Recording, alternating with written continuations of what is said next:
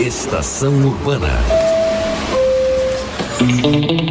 Paulistices, com Edson Veiga.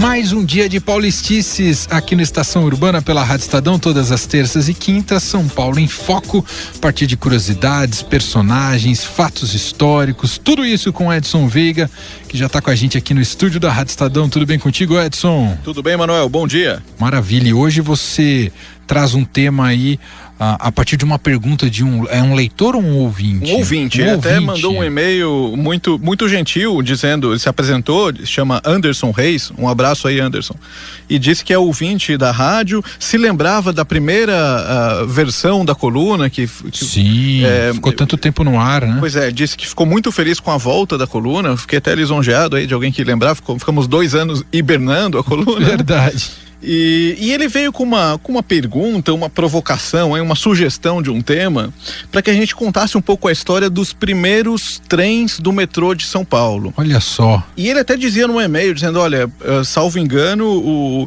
os trens foram fabricados no Brasil.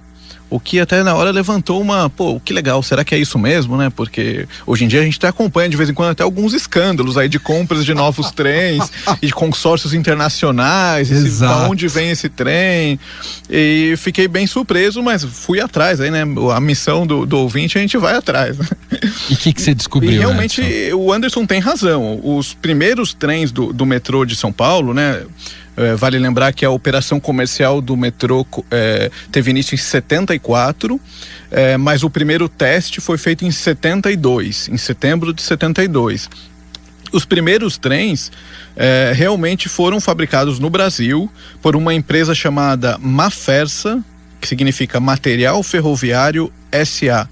É uma empresa que foi fundada em 1944 pelo empresário Lauro Parente.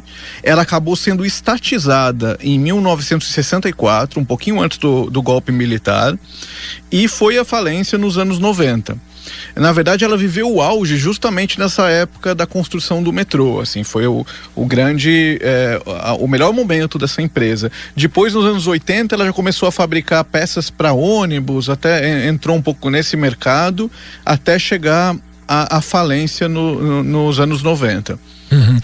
E me conta uma coisa, esses trens, você falou 72, né? Sim, 72 o teste, aí a operação comercial mesmo tem em mais 74. de 40 anos de uso, eles já estão fora fora dos trilhos ou ainda estão circulando? Isso é interessante de dizer, mas não é algo, até não é para o nosso ouvinte ficar assustado achando que isso é algo fora da curva, isso é mundial, né? Um trem de metrô, ele tem aí capacidade para funcionar assim, com uma manutenção em dia, seguramente por décadas, até 100 anos. A gente vê quando viaja para fora, onde tem metrôs mais antigos, como os trens até têm aquela aparência de velhos. Não significa que não estejam em boas condições. Aqui em São Paulo é a mesma coisa. Os 51 trens do início da operação, eles ainda estão em funcionamento. Toda vez que a gente acompanha uma notícia de compra de novos trens, na verdade são para linhas novas, para aumentar essa frota, não para substituir. Entendi. E o que acontece é que de tempos em tempos esses trens podem ser totalmente recauchutados, ali, remodelados, quase que refeitos. Dos 51 originais, apenas 14 estão exatamente como eram na inauguração. O restante... Esses 51 todos eram da Mafersa? Todos da Mafersa. Entendi. E eles passam ainda... mesmo esses 14, eles têm previsão de em breve serem totalmente... remodelados, não sei qual que seria a melhor palavra, reformados, acho que é melhor. Eu imagino que esses trens, eles rodam ali na linha, a linha mais antiga é a linha azul, a né? Linha azul. Sim, todos na linha azul. Tem uma característica, estava até prestando atenção nisso outro dia, Edson, mas não pensava que era por uma questão de idade. Não sei se são os trens da Mafersa, mas você pega os vagões, todos os vagões dos trens mais antigos, eles têm cabines ali, quase como se todos fossem, entre aspas, locomotiva, entendeu? Tem uma cabininha ali separada que você não tem acesso, né? E todos os vagões você vê que tem essa cabininha. Eu falei, talvez isso aqui fosse um modelo de trem mais antigo, né? Pode ser, bem provável. Agora, uma dúvida do Anderson era se eles foram fabricados no Brasil, mas com todas as peças brasileiras ou não. E realmente não, assim, vieram para a fabricação, eles a empresa contou com material fornecido dos Estados Unidos, de várias empresas americanas da época. Então, foram montados aqui, fabricados aqui, mas alguns componentes foram importados. Entendi. Isso é interessante. A sede da empresa ficava na Lapa, mas no auge ela chegou a ter indústrias até em outros estados. Tinha uma indústria muito grande em Contagem, em Minas Gerais, também da Mafersa. E acho que hoje não tem nada nessa linha de produção. Quando eu digo não tem nada, fica parecendo, né? É um pouco um chute muito aberto, né? Mas pelo menos a gente não tem notícias do metrô ser servido pela indústria brasileira, em termos de... Toda vez que tem uma compra, a gente acompanha que são grupos internacionais. Né? Não só do metrô, como do monotrilho também, recentemente. Ou do próprio, trem também, né? CPTM, né? CPTM trem também. Espanhol, tá? Agora é interessante, já que a gente está falando de metrô, Emanuel, sempre é um tema muito importante até para a mobilidade, para a vida na cidade, né? Algo que a gente defende, que se São Paulo tivesse uma malha maior, o trânsito seria melhor, a qualidade de vida do paulistano seria maior. É importante lembrar que o primeiro projeto de trem de metrô em São Paulo é muito antigo, assim. Em 1927, a São Paulo, que era toda orgulhosa ali da riqueza do café, os casarões na Avenida Paulista, já tinha gente propondo que o transporte subterrâneo seria a solução pro congestionamento no centro da cidade, quer dizer, e demorou muito, né, para isso. 1927. 27 foi a primeira vez que, até uma matéria do Estadão, em 2 de setembro daquele ano, defendia a necessidade de metrôs em São Paulo. Uau. Em 27. E aí demorou até 1972. Na verdade, em 68, em 24 de abril de 68, foi fundada oficialmente a empresa, a Companhia do Metropolitano de São Paulo. Já para começar aí a construção da primeira linha.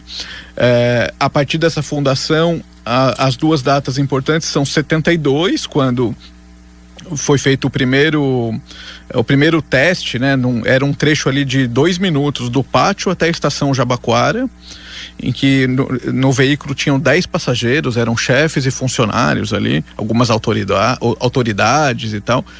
Eles fizeram ali a primeira vez que o metrô andou em São Paulo.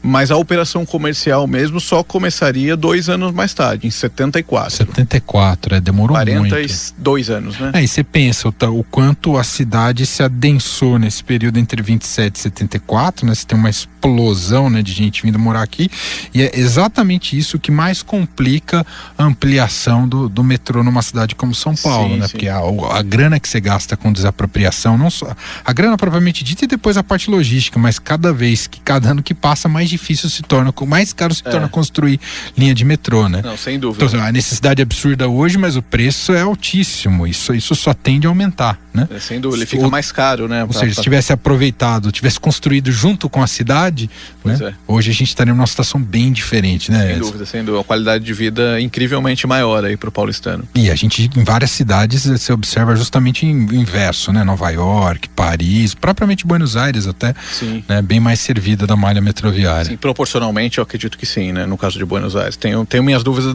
da quilometragem total, né? Mas eu acho que a cidade é menor, né? Sim. É verdade.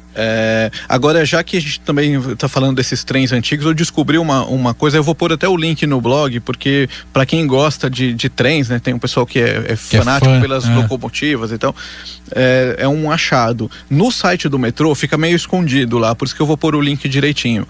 Tem uma página dentro do site que tem todos os modelos de locomotivas, de trens da frota, não só os detalhes técnicos, assim como a fabricação, a data, a capacidade, enfim, em que linha que ele está, como você pode imprimir, recortar e montar. Ele vem toda a indicação para você montar a miniatura do metrô. Que legal! Achei bem legal para quem gosta aí dessa área, ferromodelismo, talvez seria isso, né? Provavelmente.